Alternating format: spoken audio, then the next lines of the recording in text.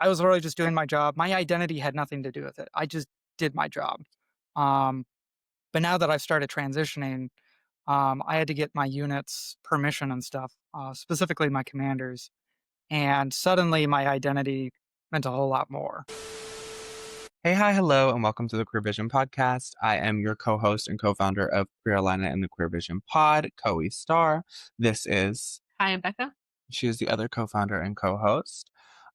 Today we sat down with Nat, a trans, non-binary, queer person in the military, Air Force. in the Air Force. And yeah, just to talk about their experience, talk about life, the beginnings of their transition, and the hoops that they had to jump through in the military as well. Um, yeah, it's just a good episode. So keep watching.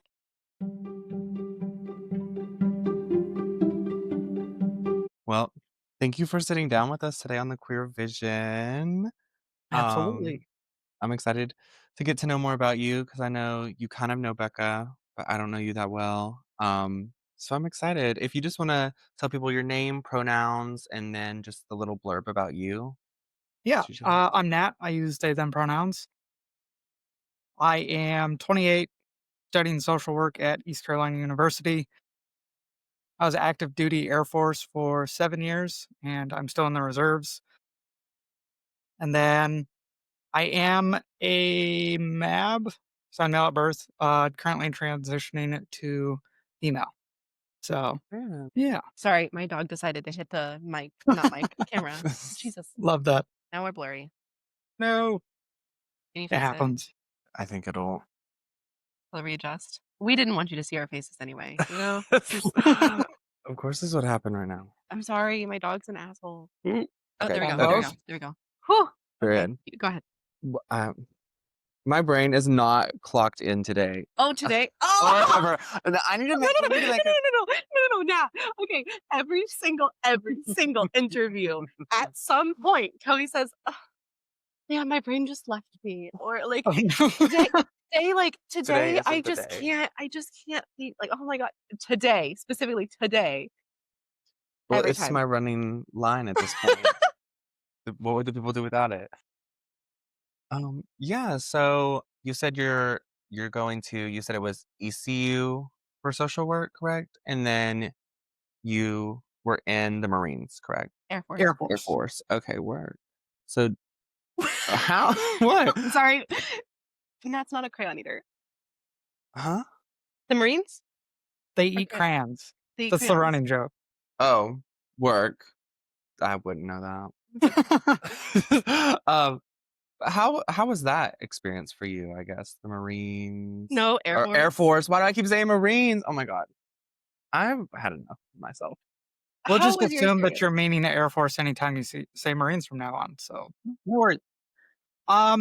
It was an interesting experience. I graduated high school up in Oregon and immediately joined the Air Force. So, at the very young age of 18, I went off to Texas, away from home, away from my family, away from the dogs, and started my Air Force career. Um, it was a long 7 years. Traveled around the world a bit. I got to go to the Middle East. I got to live a couple of years over in Korea, South Korea, not North. Um, and then eventually I moved over here and some stuff happened in the military and I was like, I'm done. I can't make it to 20 years. I need to go find something else to do. But at the same time, I do want to eventually join up again, like as a social worker. So Mm. Oh, okay. yeah. How does that work? So would you be like a civilian working with No. them, or would you be like what? How would that work? So the Air Force does hire social workers, a civilian side. Um, but we also have commissioned social workers. Like I'm enlisted. I don't have a degree. I didn't go through officer training school or any of that. Um, but they do hire people who have got a master's in social work, licensing, certification, all that jazz, specifically for clinical. And you can commission into the Air Force and you'll just sit over in mental health flight. Oh, okay. Yeah. I shouldn't say just sit over in mental health flight. They work all over base. Yeah. Yeah. Fair, as they should, Hmm. because everything is Everyone has mental health issues in the military. Yes. Very much so. Did you have a question? It seemed like you had a No. question. Okay. So what made you want to get into social services, stuff like that? Um, I did not know what a social worker was 4 years ago. No clue. Um, and then I just randomly had a friend, when I was actively working on getting out, I was like, "I don't know what to do with myself." I was looking at, like, welding jobs and stuff, because that's my job in the Air Force is welding and fabrication, with machinery. And she's just like, "Hey, you're always giving me, like, free therapy. Have you ever thought about social work?" And it's like, "No." I started looking into it and was like, "Oh, hey, that's actually, like, right up my alley."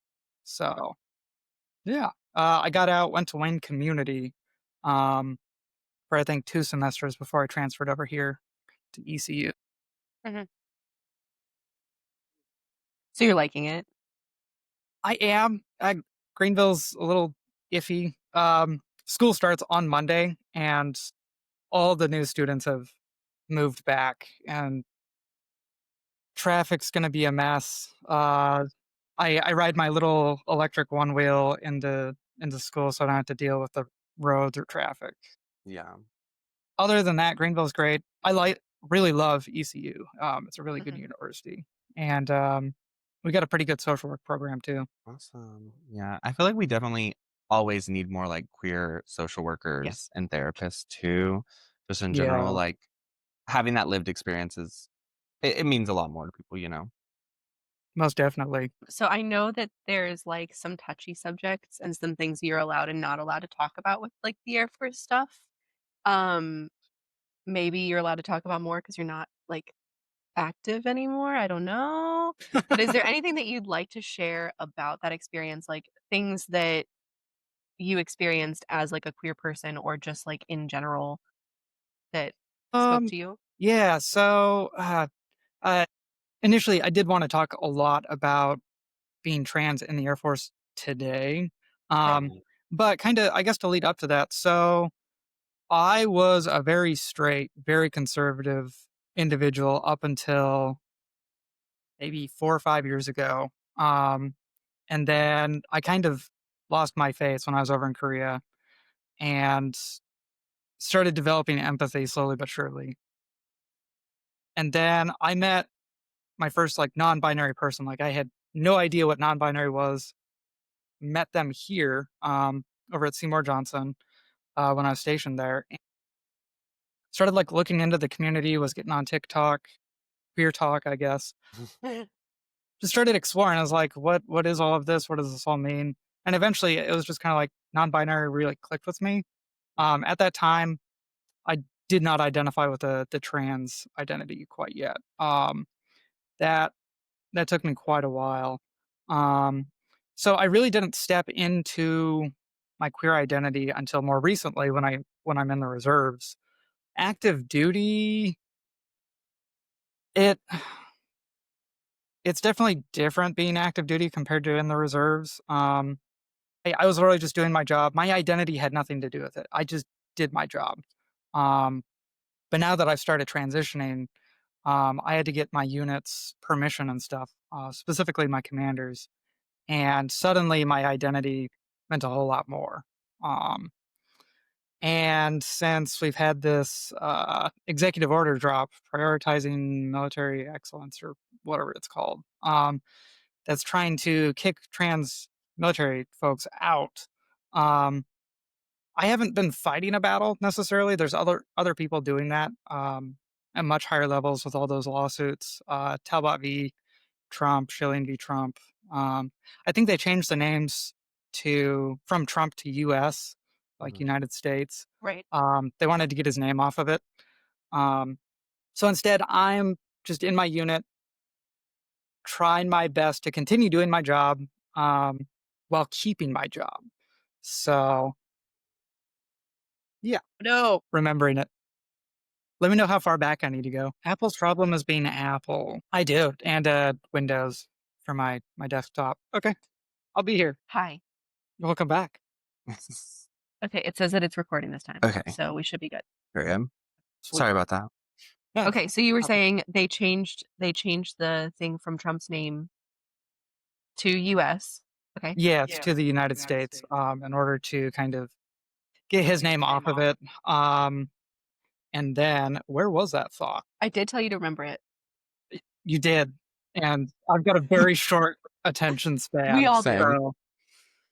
so, um, yeah, so through that's right, so through all that, I haven't been a part of that big fight that's going on at the legal level. I've been down here by myself in my own unit, advocating for myself, making sure that I keep my job, basically. Um, so through all that, like, I didn't start my journey to transitioning until last July or so. When I went to my PCM and was like, "Hey, do y'all do like gender affirming care?" And I got a resounding yes, and I started that journey. But at that time, we had this thing called the THMEU, Trans Health Military something something. I can't remember. It was this group that we've got down in Texas that we had down in Texas. They got absolutely gutted after prioritizing military excellence dropped. I had to reach out to them. I had to coordinate with them and then coordinate with the VA as well, who was going to start the transition. And then I was also coordinating with my unit. So I was basically all over the place trying to get permission to start HRT.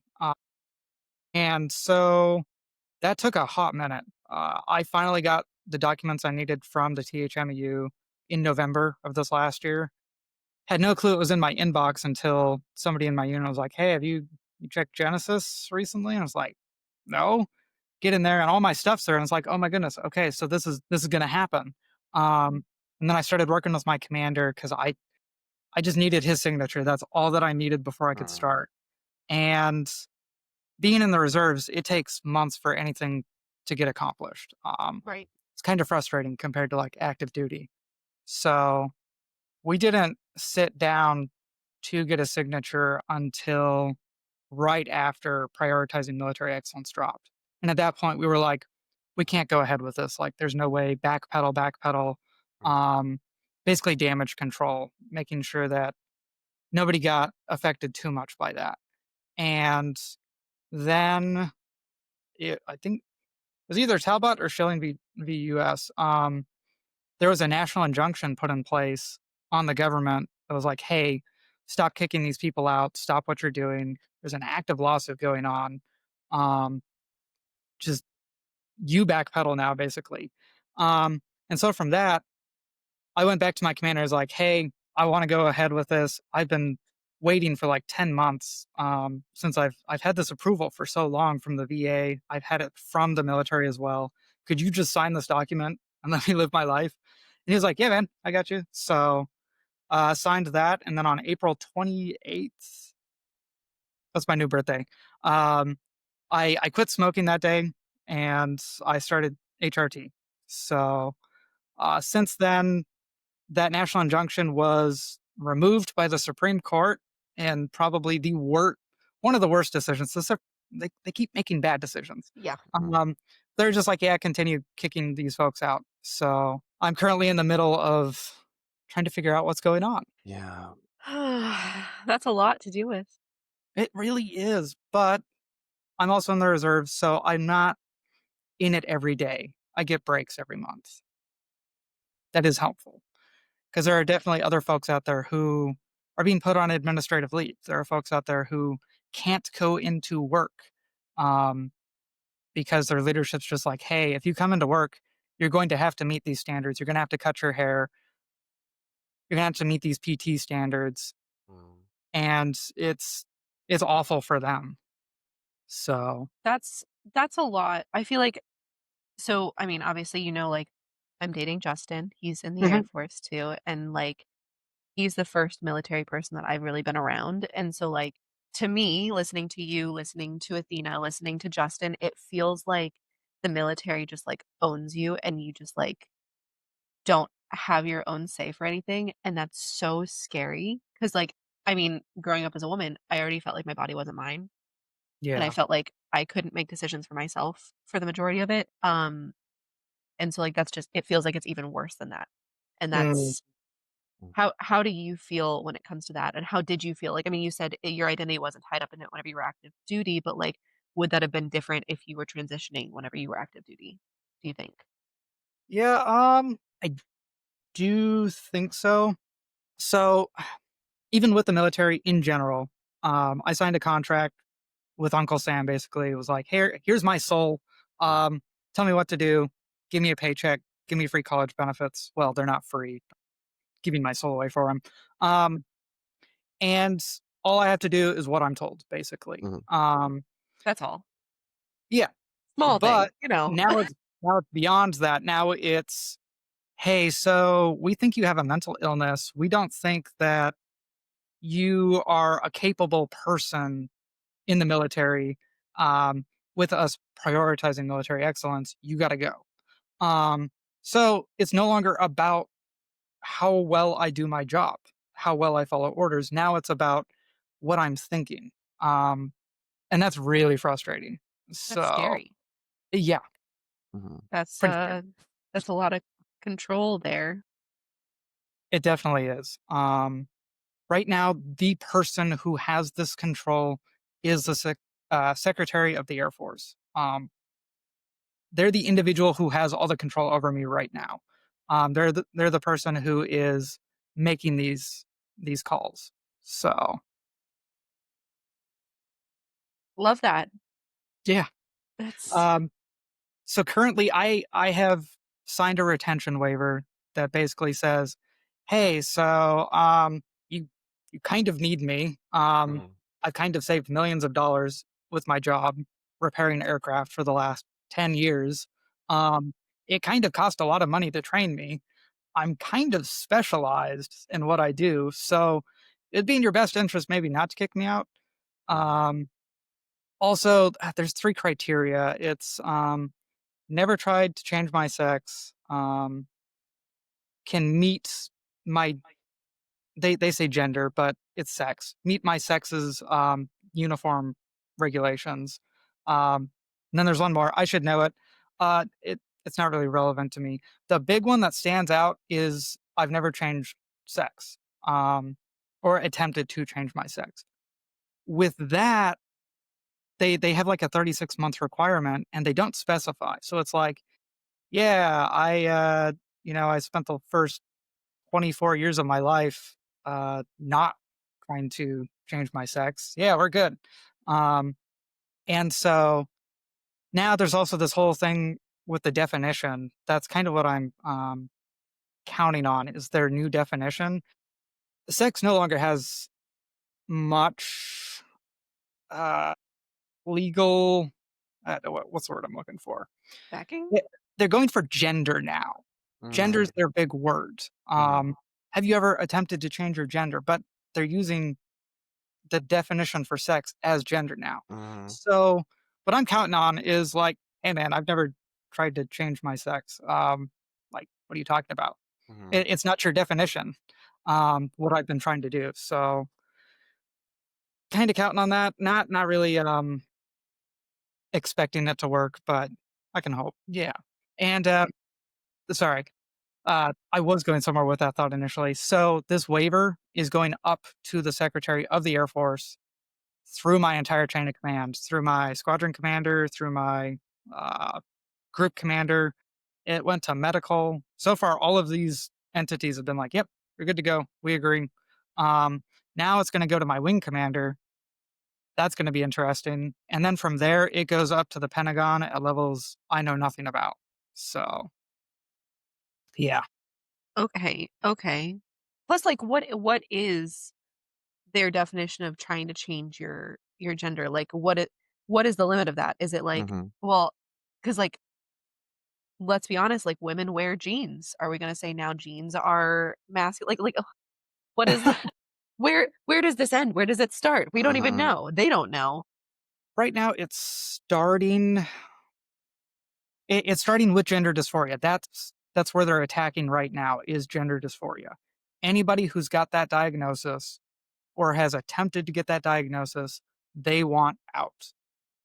You can wear jeans as a woman. They don't care about that. right now it's gender dysphoria and attempting to go through that transition from male to female, female to male, per medical definitions. Right. But their definition no longer aligns with that, which is the Right. Mhm. confusing part. So, Well, because they're confused about life. So yes. they also don't understand science. Yes. It's And just all the I don't research. know. It's sad, like, to think about, I don't know, just, like, the way things are happening as trans people, and I feel like especially being, like, I don't know, I know, like, a lot of elder trans people have, like, fought this fight for a long time, so sometimes, like, that gives me hope. At the same time, it's like there was an elder gay that we were talking to about something, and he kinda compared it to, like, it's he said, like, "I know how to use a push mower, but a lot of these kids don't know how to use a push mower." So kind of like the thought of, like, they've been through it more, so I feel like these things aren't hitting as harsh as, like, if you're earlier in your transition, I feel like they feel harsher. I don't know if that makes sense. I'm speaking from my own personal experience, as I feel like being still early in my transition and figuring things out, it's, like, almost feels scarier than I think maybe it does for some elder trans people. Yeah, yeah, I can definitely vibe with that too because 'cause I'm Mhm. still very early on in mine too. Yeah, And I'm and it's able to code switch back to being a man very easily. yeah, Um, exactly. I've still got that to fall back on if I need a sense of protection, unfortunately. Right. Or maybe fortunately, I don't know. Yeah, It has its pros and But yeah, cons. yeah, but being so new to it, I absolutely agree, like, it's much scarier. Um, yeah. It's almost like we're trying to learn how to, like, walk in our own gender identity, but then now there's so many more narratives even as well than there have been in the past few years. yeah. I don't know. It's like you're trying to walk, but someone's like, "No, sit down." I don't know. All of a sudden, All of a like sudden it's like we had I say we like I am a trans mhm, person, but like we as the queer people, right? We've gotten so far. It's like we've gotten to the part where we could walk and somebody's like trying to run. You guys are trying to run. mhm, And then it's like, no, you got to sit down. It's like, wait a minute, but we already learned how to sit down forever ago. Like we shouldn't, or how to not sit Mm, down forever ago. We shouldn't have to fight that fight again. We were just learning how to run. Yeah, yeah, yeah, it's a mm. lot. it is. So how are you coping with that stress? Like, what do you do? Do you have, like, a community? Do you have, like, hobbies? What do you do to get out of your head or to deal with that stress? So I haven't been as stressed as I think I should be. Okay. Um, Back when everything started, I had just started taking, an antidepressant as well as, just, like, some vitamin D supplements, so suddenly I wasn't depressed, and I was feeling slightly better about my life. And so from all that, it was just kinda like, "Well, it is what it is," and I've kind of continued viewing this whole situation through that lens. Mhm. Um, like, yes, my future plans, my future goals are in jeopardy, but at the same time, like, I don't know, it doesn't concern me as much as it probably should. Um, but through all this, like, yeah, I am starting to work out more. I'm going rock climbing with Justin, basically every week, twice a week at this point. Um, and I've also started picking up running again. I'm going for a run every morning at freaking 7:15. It Wow. hurts. I Gross. don't know how I used to do this for like 14 miles. 2 miles is too much now. It's like, ugh, yeah. So I'm slowly picking up coping mechanisms, I guess. I've Mhm, got things that I can do if it gets too stressful. Thea and I have actually been talking a lot about like dealing with ADHD like symptoms. mhm. I haven't been diagnosed, but there's But yeah, definitely you have it. It's something fine. there. We know. We know. We all know. Uh, and through that, like the ruminating, that's one thing that I do struggle with. I do get anxiety, but I have not felt any anxiety about this specific thing. So, just picking up little things that I can use, little things that I can use in my defense. So, It's like just choosing to, like, focus internally and, like, feed feed into yourself and, like, what you can actually control. ooh, yes, locus of Yeah, control. Ugh. yeah. Which is, like that's really powerful, and I feel like that does help, like, offset kind of the negativity too, especially when you're just, I don't know, able to be how you wanna be, like it's worth almost whatever we Absolutely. have to go through in a way, which is horrible because it shouldn't be that way. Yeah. And thankfully, I'm able to be myself at ECU. Um, I have noticed this entire summer, I've basically gone back to being very masculine. I just painted my nails for the first time today in months. Um, and it's just kind of like classes are starting. I can throw a crop Mhm, top on. mhm, Like, cool. Wear some yeah. short shorts. Yeah. Yeah. And Um, I like I don't know, the outlook you have on that too, just, like, at least the I don't know, being grateful for, like, the spaces that are safe. I feel like it's easy to just especially with the way the world is right now, just focus on, like, "Oh, like, this doesn't feel safe and this doesn't feel safe." But really, the more we focus on, the yeah. Yeah, definitely. Um, we've got the Dr. Peel Center, Dr. Peel LGBTQ center on campus. And that's really been my safe space. I don't know if y'all have ever been in there. Highly suggest just coming by and visiting. Um, I I used to volunteer there a whole lot more, but this semester I've got to work, so I'm only like volunteering 2 hours on a Tuesday. Mhm, Um, but that's definitely been the space that I'm able to go to and just fully be myself. That's awesome. And I see, like, I mean, like, I don't know you super well, but like, I see you being friends with people that do uplift you and like support you. Like, just I know Justin and Athena care a lot about you, and I'm sure, like, I don't know Cal, and I don't really know Athena's sister very well, but like, you seem to vibe with them pretty well. So, like, I feel like having a group of people that you can be around where like you don't have to think about what you're saying and like you're just safe helps a little bit. Yes. Out of everybody, Athena and Justin are the folks who I am most comfortable with. Even on campus, like I'm just around a bunch of folks who I almost look at as being kids because They like they're are. so much younger. Um, but at the same time, they the queer ones have been in that identity for a whole lot longer. mhm, Yeah. Um, so I'm very young when it comes to that. But with Athena and Justin, it's just being in the military. It's uh, I I don't know a different word for brotherhood because that's very gendered, but like, you get to know people, you gain a connection with them that you really don't have anywhere else. So even though I haven't worked with Athena and Justin, like, consider them my besties. And yeah, it's really nice being able to go, to them for stuff. Justin, not so much. We're getting to that point, but with Athena, it's definitely just kinda like, "Hey, help me." mhm, I feel like it's harder with more masculine folk to have them open up. And so I could see that with Justin. Like it took us a while to get to the point where like he would open up a little bit. So like it almost takes him opening up to feel comfortable opening up to him, Oh. if that makes sense.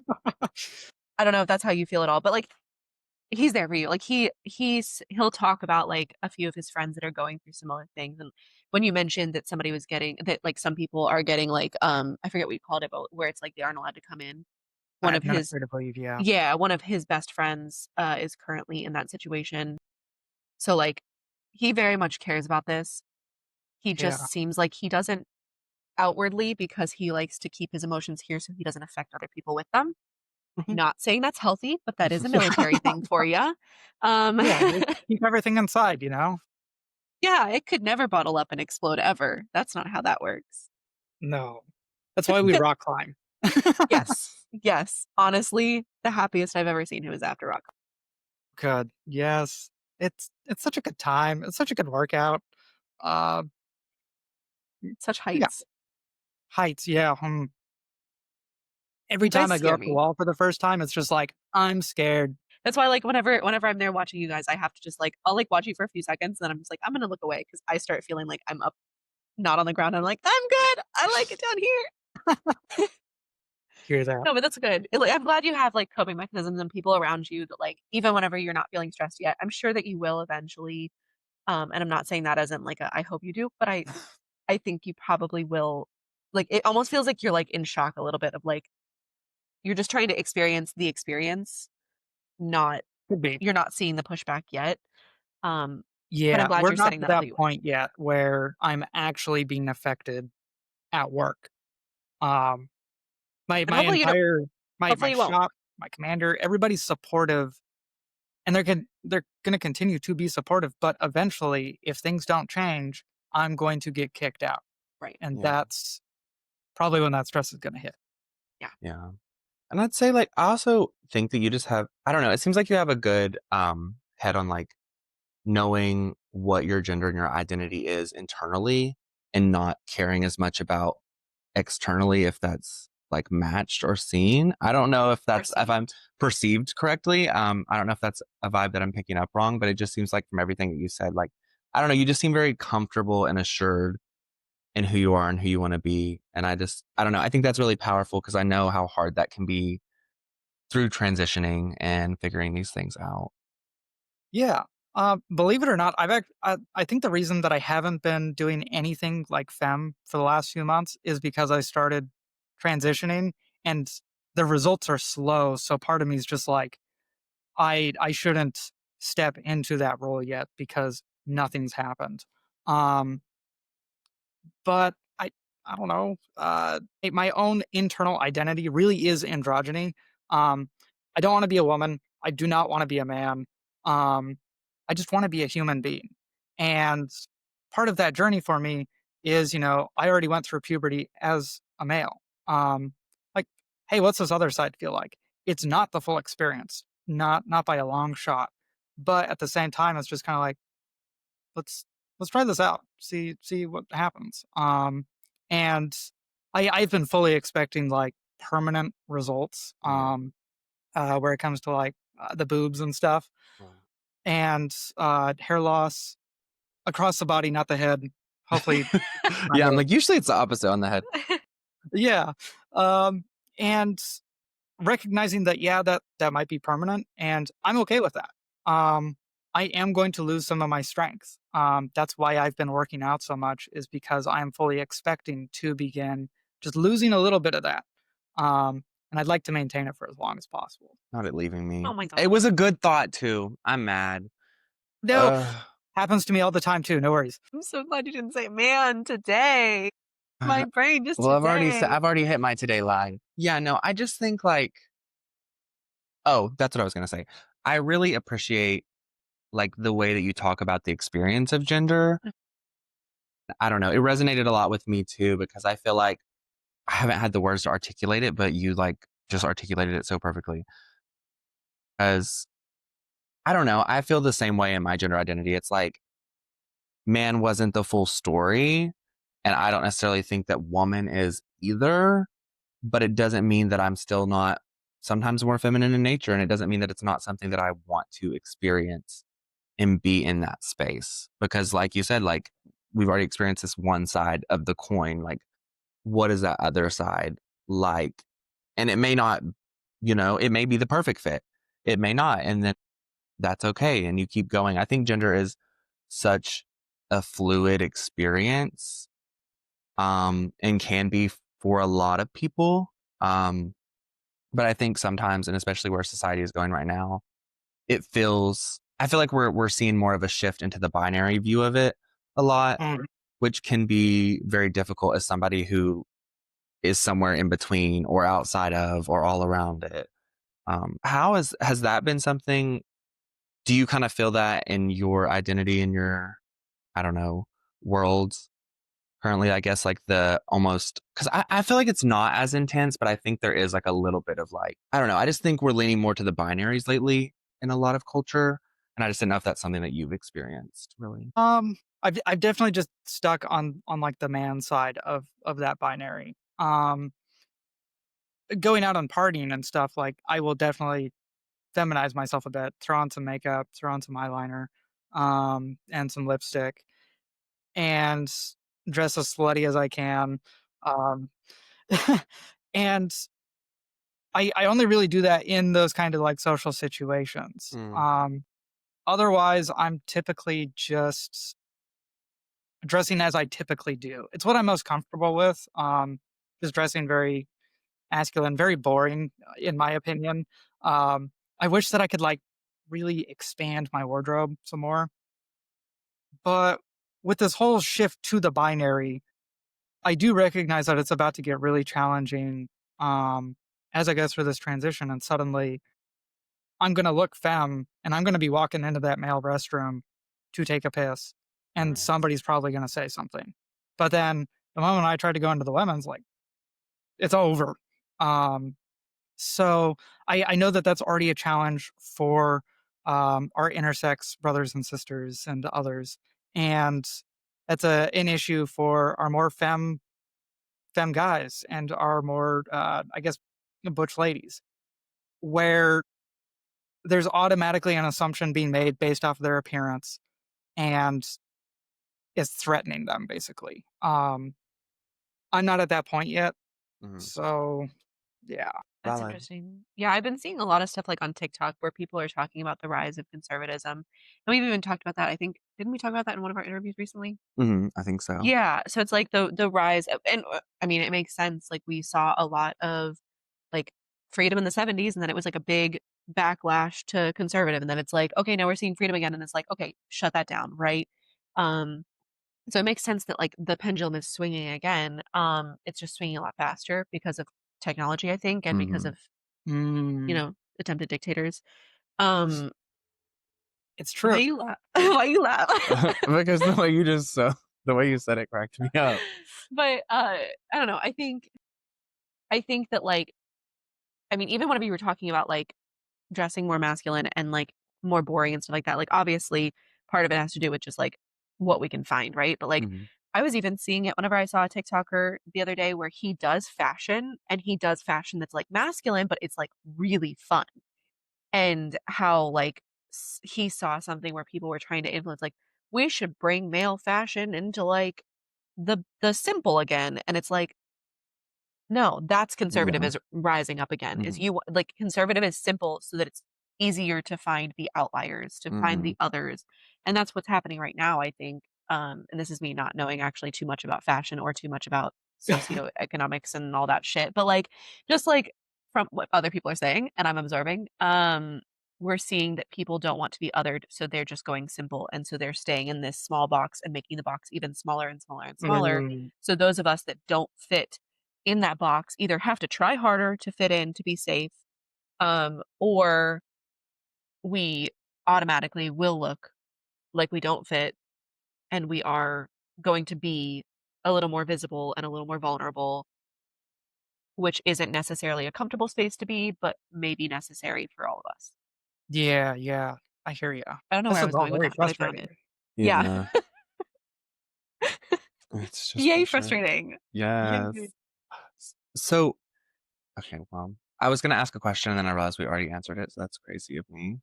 Oh, Um, what was it? the social work about, like, Oh, how we got to and then I was like, "Wait, girl." you did that. You did that. Yeah, Your brain really isn't on. it isn't It's today. I have people over my house. It throws me off.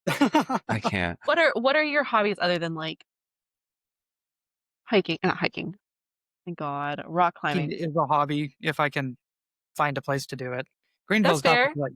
Yes, hobbies. So, I was actually raised in Alaska. A Oh, nice. Okay. um, I lived up there for 12 years, Oh, and wow.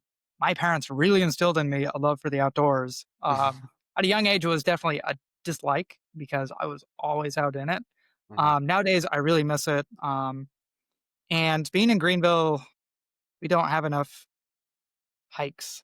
Everything's flat. Um, so I do like to go on hikes. Love that. Not really into like kayaking, paddleboarding, none of that. It's fun. I can't afford it. Um, Same. so instead, I spend much of my time playing video games. Uh, I still feel goofy about it because it's like it's something that's so new as a hobby, Mhm. and there's a lot of folks who are just like, yeah, video games aren't a good hobby. They're not productive. Um, I kind of use them as a time killer. Yeah. So Why yeah. why do we have that internal it has to Yeah. be productive for it to be a hobby? Because 'Cause I've seen that too, Mhm. and I've also experienced that where it's like, "Well, what are you doing though?" I'm like, "Well, I'm reading." Enjoying Like, life. I'm just reading." And they're like, "But what are you doing?" "I'm reading." It's I don't know. I feel like it's part of our society. Got to be productive at all times. Yes. That's Yeah. why we work freaking 8 to 12 hours a day. Ugh. Yeah. It yeah. Yeah.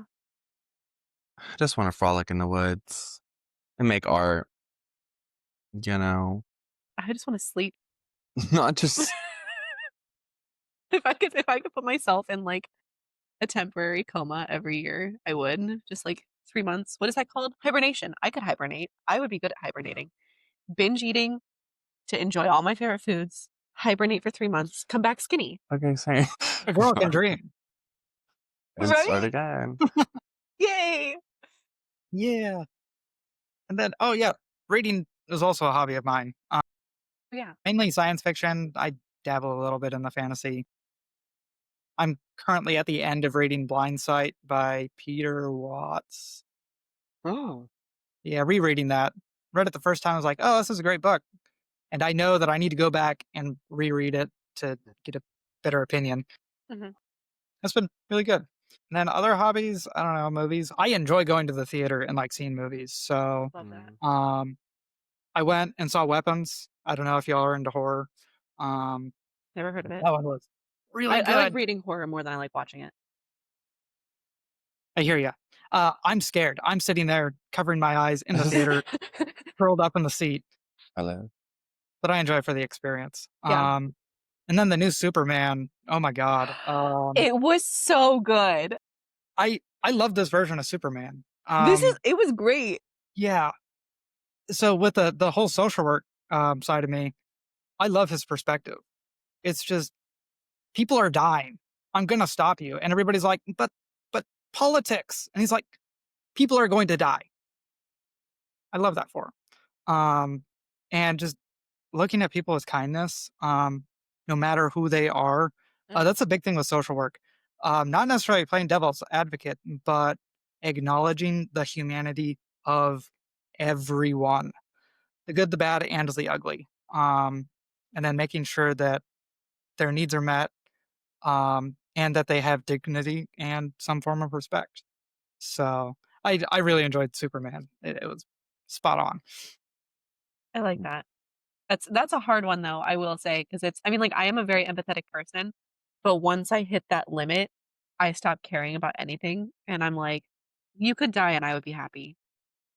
Yeah. And I feel like a terrible person, but also I'm like, I kinda don't care past a certain limit. So, like, I couldn't be a social worker. That's why I'm not a social worker. Yeah. I don't It's know. special people, I guess. I don't know. I don't know how you do it. It's a double-edged sword, I feel like, for sure. It definitely is. There are definitely people in this world who I'm just like, I've given you dignity and respect and you continue to harm people. Goodbye. Yeah. Yeah. I enjoyed Hot Girl and what she did. Uh, Perfect. Yes. I feel like I'm You need to lost. watch the movie. Okay. Oh, the movie, that's what we're talking about? Yeah. Okay. Hawk Girl. Hot Girl. I heard Hot Girl at first, You know, and then it's I was hot. like Also, yes. and I was like, "Yes, Hot Girl." I was like, "Who is this?"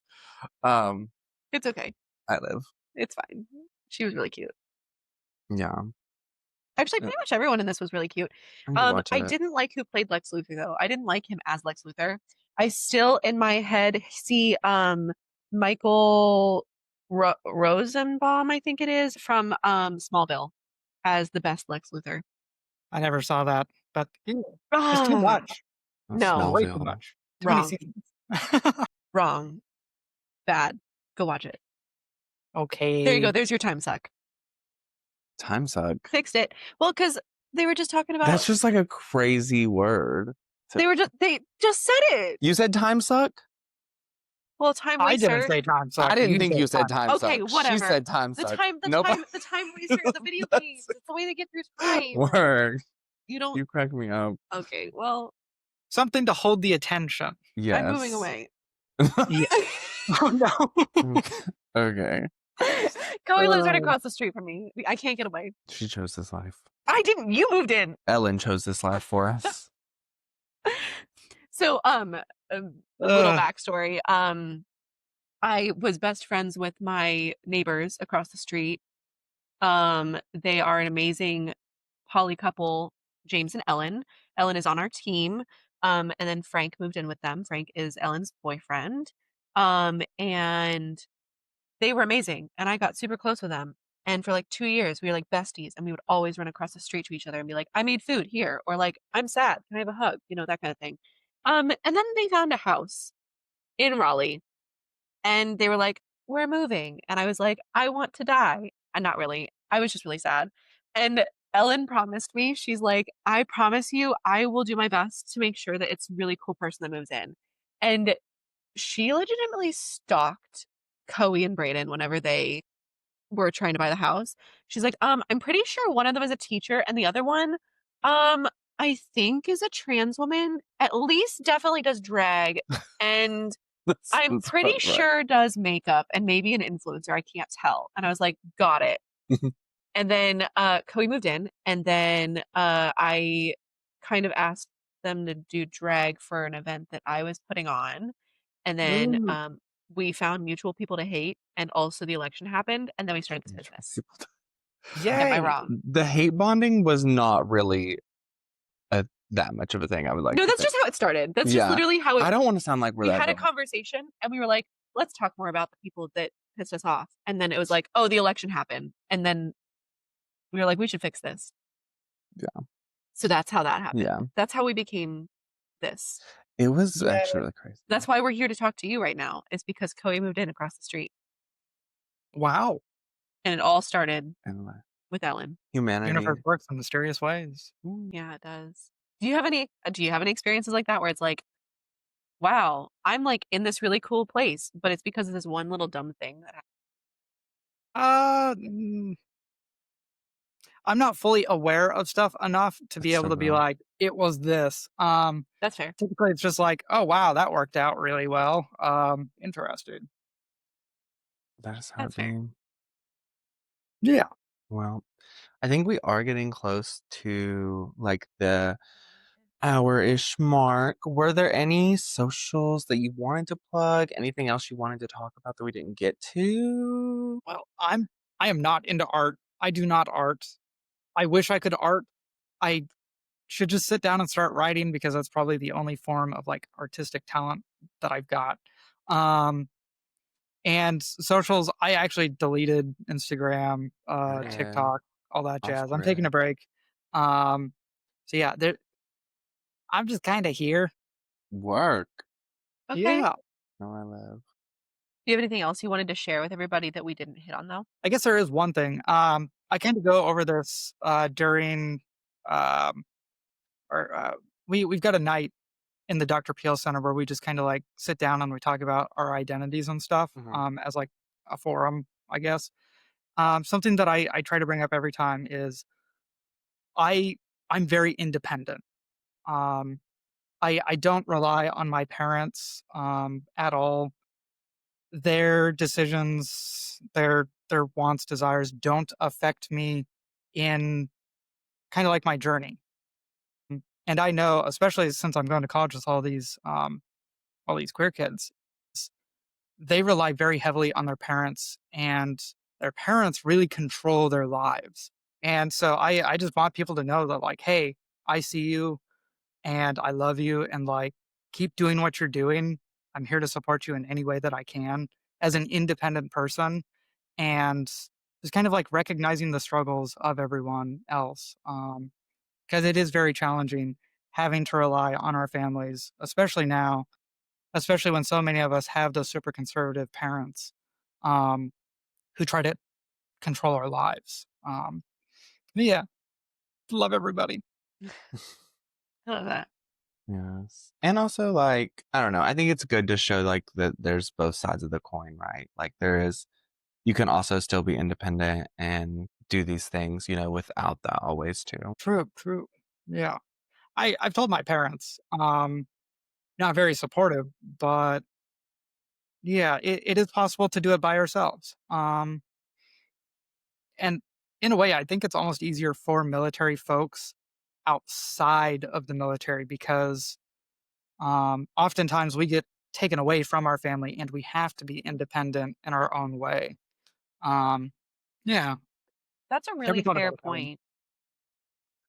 Yeah, because I feel like as soon as you move away, you are just in this, like island. Even whenever you have, like, family back home that can help you with stuff, they're not there. They're not, like, Mm, there when you need them. You have to create your own community, and that also kind of forces people, I feel like, to, like, be willing to meet anybody and be friends with anybody, but then also to let go a little easier, which can be mhm, a double-edged sword, obviously, but yeah, but that's very true. I mhm, think, like, and you creating the connections is really nice that, like, it's a lot easier to create the connections with other military people, like you were talking about, like with Athena and Justin, you don't have to explain certain things. I feel like mhm, you like, the military is a minority of its own, of, mhm. like, it's a certain specific experience that nobody outside the military is gonna understand. Even spouses, anything like that, unless you've experienced it, you don't understand. Mhm. Yeah. So, Yeah. I'm really glad you had that support. Thank you. Also, I guess, well, one last thing I'd like to add. There's a group out there. They're called Sparta. Um, I'm not a part of them. They are basically a trans community for the military, Wow. a closed group Mhm, on social media. I never got access. I was seeking access back before I started HRT, and they were just kind of like, eh. mhm, So I never did get in, and even now, I don't really want to partake in that community. But if there's anybody in the military who's trans or trans adjacent who needs a community, it is out there. mhm. You just really got to search for it, unfortunately. So Thank you for sharing that. yeah. Yeah. I wish there was, like, a Mm. contact number that I could just call and be like, "Hey, we'd like to get more information on you so we can put it on our helplines." No, for real. But, yeah, I think it's good to touch on all that to yeah, just to remind people to, like, no matter the situation, you I don't know, you'll find your way, you know, to leave it on a hopefully positive remark. I don't know, because I think, I'm someone who and I've thankfully had a lot of, like, support around me, and my family has been supportive in my queerness, but at the same time, I haven't really had to rely on my family because of other reasons, or I haven't been able to. Um, so I don't know. It's like a niche experience, and I think, yeah, I don't know. Hmm. Yeah.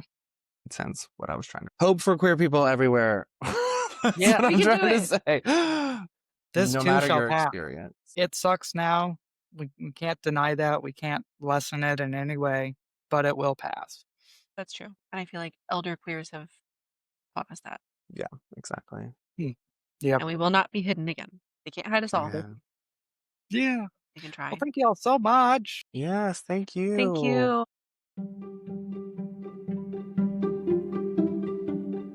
Thank you so much for listening to this episode of The Queer Vision. Thank you for listening to Nat and their story. Honestly, if you know a military person or if you know a trans person that's going through these experiences, encourage them, have them listen to this maybe they'll find some inspiration. And Yeah, thank you for listening. They said that they don't have really socials or anything like that, so we can't really plug anything. But you can always head to queerlana.org /featured queers to check out people that we've interviewed, people that have been on the magazine, in the magazine, um, and go support them. Maybe take a minute to go support somebody queer and support us because we're queer. Hey. But thank you Okay. for listening. You for listening. Bye.